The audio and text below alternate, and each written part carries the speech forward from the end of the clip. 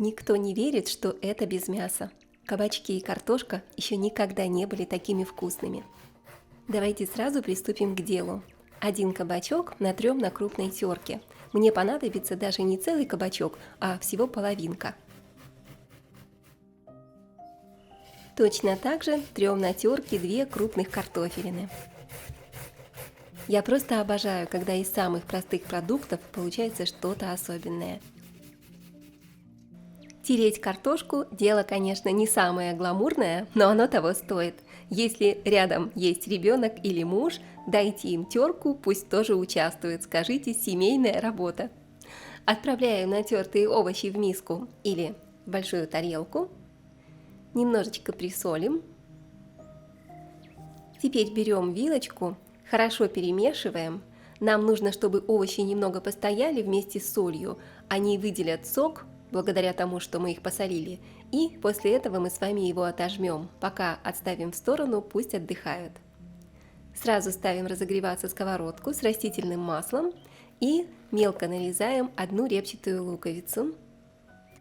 Да, я уже чихаю и плачу, но оно того стоит. Запах на кухне будет уютный, домашний, как в детстве у мамы или у бабушки. Кстати, а вас лук тоже доводит до слез, или я одна такая чувствительная? Поделитесь в комментариях. Готово, нарезали лук и отправляем его в сковородку уже с разогретым растительным маслом. Обжариваем минут 5 на среднем огне до мягкости, и чтобы он стал немножечко таким прозрачным. Не обязательно его доводить до золотистого цвета.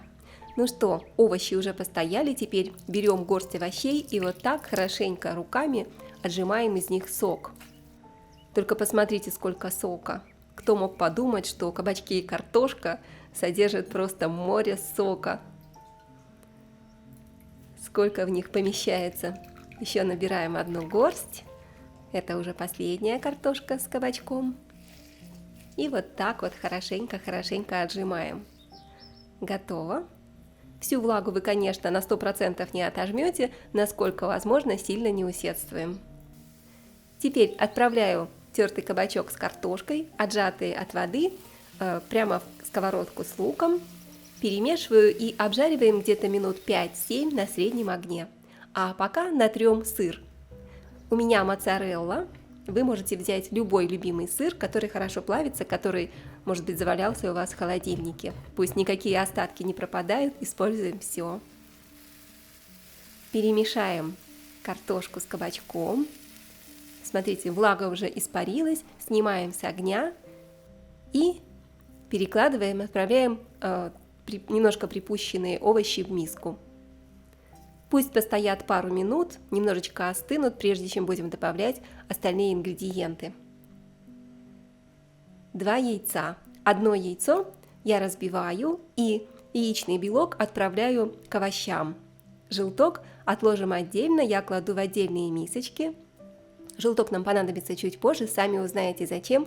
Будет очень интересное, вкусное и очень красивое блюдо. Теперь приправляем специями. У меня здесь немного сушеного чеснока, где-то пол чайной ложки, и также пол чайной ложки итальянских трав или любых сушеных трав для вкуса и аромата. По вкусу приправляем солью и, конечно, черный молотый перец. Все перемешаем, но это еще не все. Не торопитесь. Добавляем в тесто, в овощную смесь, половину тертого сыра. И еще раз хорошо перемешиваем. Вот теперь уже все готово. Берем сковородку или противень и смазываем растительным маслом или сливочным, здесь по вашему желанию.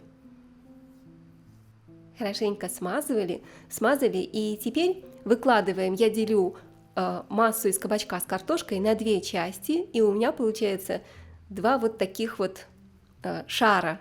Сейчас мы берем ложку и делаем вот такое вот углубление небольшое, и шар превращается в вот такое очаровательное гнездо.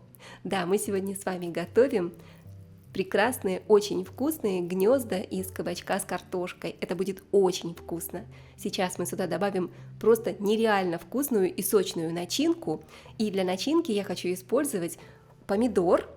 Посмотрите, у меня такой желтый, очень симпатичный. Вы можете, конечно, взять помидор любого цвета.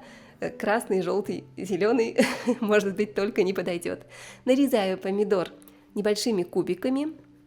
По желанию вы можете удалить семена с жидкостью, чтобы не была начинка слишком водянистой. Вот так, готово. Помидор нарезали, и буквально горсточку нарезанных томатов добавляю в наше гнездо. И еще для такого приятного хруста, для такой приятной хрустящей текстуры и сочности я хочу добавить к помидору болгарский перец. Нарезаем перец также небольшими кубиками. Не слишком мелко и не слишком крупно. Мы смешаем перец с помидором, получится очень яркая и сочная начинка, прямо как кусочек лета в середине блюда. Вместе с помидором это просто сердце нашего уютного и вкусного ужина. Выкладываем горсточку болгарского перца, остальное опустите на салат. Получится нереально вкусно, сочно и прямо из духовки. И нарезаем немного зеленого лука. И да, я из тех людей, кто всегда кладет зелени чуть больше, чем нужно. Вместо зеленого лука вы можете взять, конечно, петрушку, укроп, любую зелень, которую вы любите. Посыпаем зеленым лучком сверху. Посмотрите, это просто потрясающе выглядит. Такие яркие летние краски не оставят вас равнодушными. А теперь самое вкусное, красивое и интересное. Сверху в каждое гнездо кладем по одному яичному желтку. Посыпаем тертым сыром, оставшимся. Когда он расплавится, превратится в золотистую корочку, а внутри будет невероятно сочная, нежная, хрустящая начинка, и это сочетание получается просто очень вкусным. Обязательно попробуйте. Отправляю в духовку и запекаю минут 20-25 при температуре 180 градусов. 3 столовых ложки йогурта или сметаны отправляю в миску. Небольшая щепотка паприки. Щепотка соли. И сюда же натрем или измельчим любым удобным способом зубчик чеснока. Чеснок по вашему вкусу. Кто-то любит больше, кто-то меньше.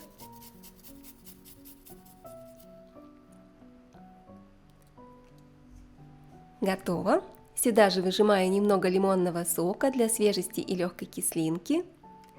Все хорошо перемешиваем, и идеальный соус к нашим кабачково-картофельным оладьям готов. Он очень вкусный, быстрый и готовится буквально за 1 минуту. Посмотрите, какая красота у нас получилась. Наши гнезда оладьи с начинкой, с сыром, с яйцом уже готовы.